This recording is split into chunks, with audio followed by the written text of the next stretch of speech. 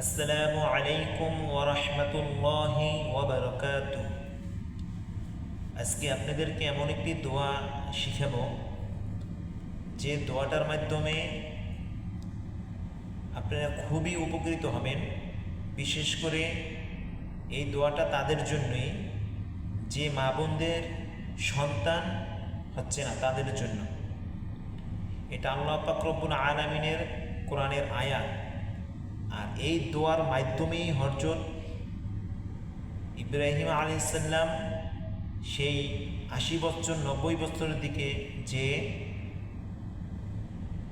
সন্তান লাভ করেছেন, সেই দোয়াটা হয়েছে রব্বি জাআলনি মুকিমাস সালাতি ওয়া মিন যুররিয়্যাতি রব্বানা ওয়া তাকাব্বাল দুআ।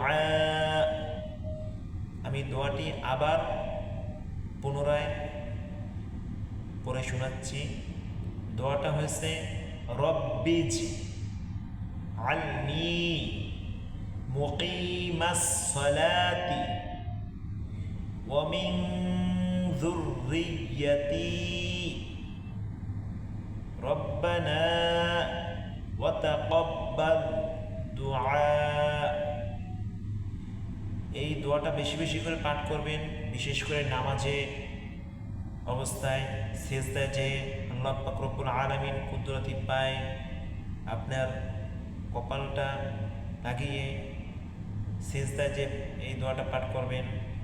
দোয়া যখন করবেন, যখন আল্লাহ পাক রব্বুল আলামিনের কাছে কিছু চাবেন, তখন আপনি এই দোয়াটা পড়বেন।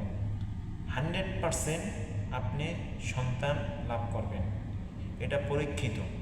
আরও একটা কার্যকারী দোয়া আছে, এটা পরের ভিডিওতে ইনশাল্লাহ আলোচনা করব। সেটা খুবই কার্যকারী একটা দোয়া। পরের ভিডিওতে ইনশাল্লাহ আপনাদেরকে, সে দোয়াটা একটু অনেক বড়, সেই দোয়াটা আপনাকে বলে শোনাবো এবং কোন জায়গায় কোরআন শরীফে কোন আয়াত আছে বিস্তারিত বলে দেবো। আপনারা এটা মুখস্থ করতে পারবেন পরের দোয়াটা ইনশাল্লাহ।